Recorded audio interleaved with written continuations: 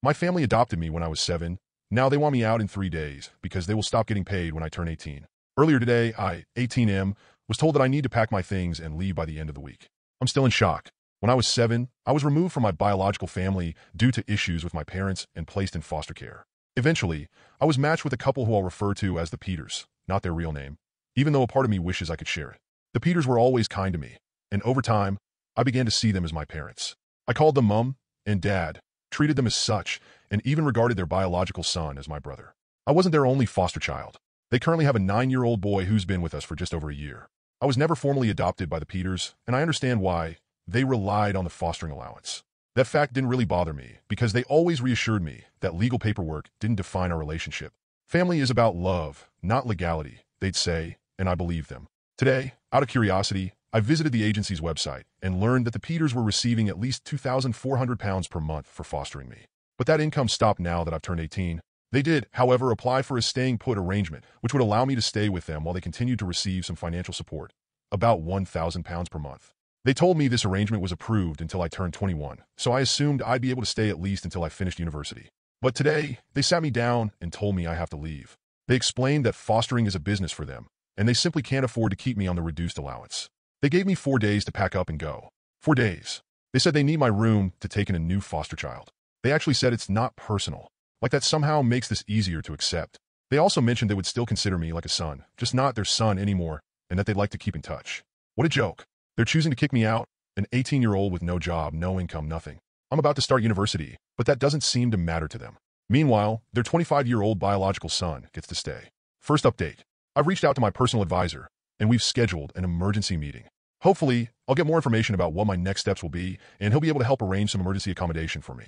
For those of you pointing out that the Peters might not be legally allowed to give me just 4 days' notice, I'll definitely bring this up with my personal advisor and get his guidance. Although I don't want to stay here any longer than necessary, especially now that they're treating me like I'm invisible, I also won't leave until I have somewhere safe to go. I'm not going to let myself become homeless. I'll refuse to move out until proper accommodations are arranged. Regarding those suggesting I contact my university, I do have an offer, but it's conditional on achieving my predicted A levels. Since I'm not officially a student yet, I'm unsure if they can provide support at this point. Lastly, I'm going to make sure the staying put allowance stops. I'll inform my personal advisor today that it should no longer be paid if I'm not living with the Peters. Fortunately, I have some savings to fall back on.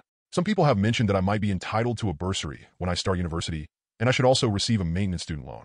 I've already begun job hunting as well. Second update. I had an extensive meeting with my personal advisor, who was very sympathetic and visibly upset by how the Peters are treating me. We met once, then I stepped out to grab some food while he spoke with the Peters directly. Afterward, I returned for a follow-up to discuss what was decided. He's placing me on the list for social housing, and I'm hopeful it won't be too long before I can get a place of my own. I recorded the meeting since I'm sleep-deprived and struggle with processing long discussions due to my dyslexia and autism. I plan to listen to it again tomorrow after I've rested, but from what I recall, they'll help cover my rent costs and provide some funds for furniture and other necessities. As for his conversation with the Peters, I'm not entirely sure if he instructed them to keep me housed for a while or simply asked them to, but they've agreed to let me stay until the end of August. At least now, I don't have to worry about being out on the street in 3 days. He did mention that if I start feeling uncomfortable, I could move into a youth hostel while I wait for a property to become available. However, I told him I'd prefer to stay with the Peters until I'm ready to move, even if it's a bit awkward. He also confirmed that the Peters will continue receiving the staying put allowance until the day I officially move out, at which point it will stop. On a separate note, I had a huge argument with my best friend earlier. He accused me of being ungrateful, and his words really hurt.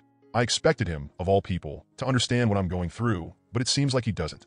Maybe I'm being unreasonable, or maybe my exhaustion is just making it hard for me to manage my emotions right now.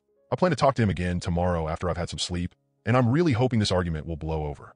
I feel like I don't have anyone else to turn to right now. Third update. It never bothered me that they were paid to keep me before. Genuinely never bothered me at all. I always knew I was a foster child. I was about 15 when I learned that they were paid money to look after me. And I told myself it was a good thing. And it probably was. I got loving parents for 11 years, which is more than some people can say. I just didn't ever think they'd make me move out when the payments stopped being as high. I found out that when I was still a child, they were paid £111 and 82 pence per day for me. That's £40,814 per year. I had never felt different to the family. I had always felt loved and secure. I don't understand why they have changed their minds about me. None of them will even look at me in the eyes anymore, and it's gotten to the point where I can't leave my room anymore because all I feel is the absence of the love that used to be there.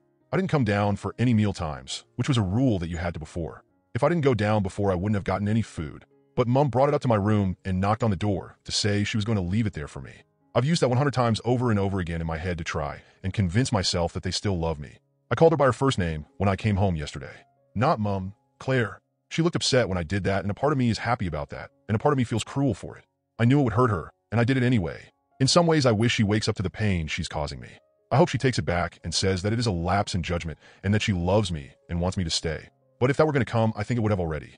I guess I'm not worth the 76 pounds per day they lose by not replacing me with another foster child. When I feel bad about hurting them, I remind myself they're kicking me out to get an extra 76 pounds a day.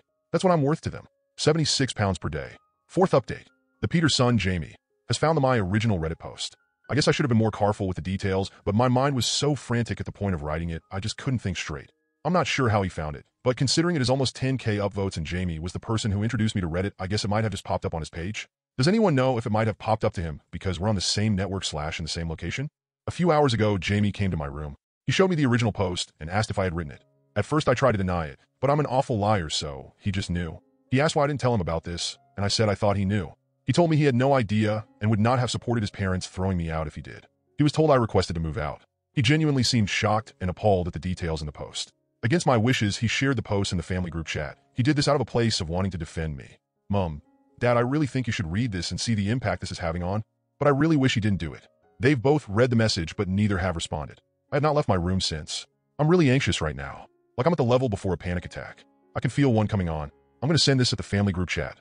To Matt and Claire. I came to you as a 7-year-old. A 7-year-old who had never felt love or affection or anything remotely nice. I was taught at a young age to fear those in authority. To fear the sudden changes in the moods of my birth parents. I was taught to bottle up my emotions and my pain and never show it. When I first came to you, my life was ruled by fear and anxiety. I know my behaviors back then were awful, were a struggle to manage. I've been taught there were no consequences for some actions, and firm, scary, and hard consequences for others. The first part was that those actions never seemed to be consistent. I could do something one day and be praised by my birth family, and another day I would be beaten. Love was not something given, it was something earned. It was conditional and shallow. You both showed me another way. You showed me love and affection, and at first it felt confusing and hard to comprehend. I couldn't see myself as anything more than a nuisance. I couldn't see why someone would love me. I couldn't understand why you weren't beating me. Do you remember me telling you can hit me if I be naughty? I won't mind? Slowly, you taught me to trust and love myself and those around me.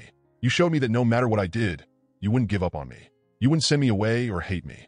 And I really tried to make you. I know that. I was scared. You made me realize that it wasn't my own fault I was in care, and that I wasn't to blame for the things that happened to my birth family. You showed me appropriate outlets to my fears. You showed me love, compassion, and kindness. The first day I remember feeling truly safe was when I was sitting in your arms at 8 years old watching Shrek. I still think back to that moment. It probably just felt like another day to you, but to me, it is a core memory in my life. It's a moment that shapes the way I see myself. You sat up with me when I was worried about moving up to secondary school. You comforted me when my birth mom told me she no longer wanted to be part of my life. You were there when XX broke up with me when I was 15 years old, and I felt like my whole world was ending again. You encouraged me to go beyond with my studies and apply to university. The most important thing you showed me was that I was worthy of being loved and respected. You never gave up on me. I am who I am today because of what you did. I look at myself, and I see compassion and care and kindness. And in those traits I see you. You were my birth family, but you were my family. My only family. I don't know what changed. Why has it been a switch? Why have you gone from the loving and caring parents you were? When I leave my room now, I no longer feel that love and kindness that brought me out of the pits of despair as a child. It's almost as if you have completely altered the way you see me, and I just can't understand why. A few days ago you told me I had to move out. You gave me 4 days notice to leave my family. You sent me back into feeling like that child at 7 years old. I'm not saying this to guilt you or to ask you to let me stay. That has passed now, and unfortunately, I don't think I'll ever be able to see you the same way again. I understand if you were hard on money or if you wanted to help another child like me. But why not talk to me? Why spring it on me and then act like I don't matter? Why tell me it's just business? Did you think that would make it hurt less? Since you told me my whole life has been turned upside down and I don't know how I will make it to the other side. If I had felt like this a few weeks ago, do you know who I would have gone to? I would have gone to you. I would have told you my worries and my fears, and you would have said the exact right thing, and then we'd sit together and watch some awful TV show. And now, I have no one again. I feel like I'm being told for the second time in my life that I don't deserve a family. And this time I have no one to pick me up off the edge. That was always you, Mom and Dad. It was always you I could rely on. Why are you giving up on me now? I've contacted my PA, and I'm moving out today. My PA is allowing me to store my things I can't take with me in his garage. It's kind of him. He's found me a place at a local hostel. I'll get my own room apparently, which was a big deciding factor on if I wanted to move in or not. The hostel works with the LA and houses a lot of care leavers, the English term for someone who has aged out of foster care, while they wait for their own houses. I haven't sent the message yet, but I know my foster brother Jamie has seen it. Yesterday, I felt overwhelming emotions. Today, I feel none. I don't know which is better. I'll send it once I'm moved out. I have a room, so I'll be gone in a few hours. I still haven't spoken to them, but I just can't face it anymore. I'm sick of being anxious and stressed about this. I guess they did get their 4-day notice after all. I have just left the Peters house for the last time. The room is ready for me at the hostel. I feel so weird and sad and lonely right now. I've ordered myself a pizza to have for dinner today, and my PA even paid for it. I just want to get in bed and cry. My head is spinning thinking about everything I need to do. Edit. I want to clarify something. I was hurt and in shock when I wrote my first post, but I want to make it understood that I was never eligible to be adopted. At first, the end goal for me was to reintegrate me into my birth family. By the time we knew that was never going to happen, I wouldn't have accepted adoption as I wanted to keep my legal ties with my birth family. The Peters always told me it didn't matter that I didn't want to be adopted, and they loved me the same anyway. Maybe it wouldn't have changed anything, or maybe it would have. They were paid fortnightly for caring for me, and they would get £1,565.48. That's £40,702.48 per year they got just to raise me, which is about $52,295.77. I keep thinking about that number. Was that all I was? I wonder what I would change if I could go back in time. I am settled in the hostel now. It's not exactly luxury to say the least, but at least I'm here now. I sent the text message, very slightly altered from the one I wrote yesterday, and then I left the group chat. Final update. Claire rang me crying, saying she had no idea I felt like this. How? How could she not know? She said she was sorry and begged me to come back. God, how do I ruin everything? She was telling me all these things about how she regrets the past few days so much and wishes she could take it all back. I said this is not fair. She cannot throw me out and then call me crying. I said it's manipulative. She just kept saying sorry. She said she loves me and wants me to come home. Jesus, this is just a lie, right? She must have known. Am I the bad person here? I feel so confused I don't know what to do. I just hung up and then she started texting me and I blocked her. But now I feel like I'm the bad person here. I'm so tired of this. Of all of this. I want nothing to do with any of. I want to move on. I haven't had any contact with any of the Peters family since Jamie and I had our argument. I don't want anyone to interact with Jamie if he posts more. He is just attention seeking. If people have a copy of what Jamie wrote, I would appreciate it if you deleted them / didn't share them anywhere. The stuff he shared about me, it was just to hurt me. It was some of the most shameful things I ever did, so I can understand if you don't want to support me after you read what it. If you do feel that way, just know I'm really sorry for what I did as a child. It isn't who I am now, and it wasn't who I was then. I'm sorry if I hurt or mislead anyone. That wasn't my intention. The Peters have a new foster child already living with them. I mentioned this before, but when I said I wanted it on their record that they tried to kick me out with no notice, I was told they would be given extra guidance if they have a child living with them start the process to aging out. I'm in two minds because honestly I feel like that is just a slap on the wrist and thing else. But at least someone will be watching over them in the future when one of their other foster children gets to 18. My PA got in contact with my first choice university, which is also the uni he went to, and he somehow got them to convert their conditional offer into an unconditional offer, which means no matter what grades I get for my A-levels, I get to study there. I don't even know how he managed to do it. I am so grateful for it. He's also got them to explain all the support I get as a care leaver, which is great. They're giving me free accommodation for the first year, which has released a huge stress for me because I had no clue how I was going to get to uni each morning, and they're going to lower the passing grade boundaries for me in my first year.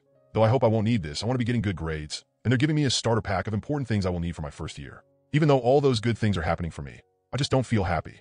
I'm trying not to show it, but I actually really worried about starting uni, and I used to have the Peters to help me, and Claire especially used to give me a lot of emotional support. I really feel like I'm missing part of myself.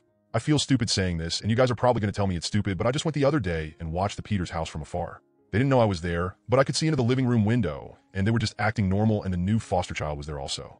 I literally sat there for a few hours just watching. I really want to go and speak to them, but I know it's a bad idea. I shouldn't want them back, but I do. I feel really isolated and have no one to go to,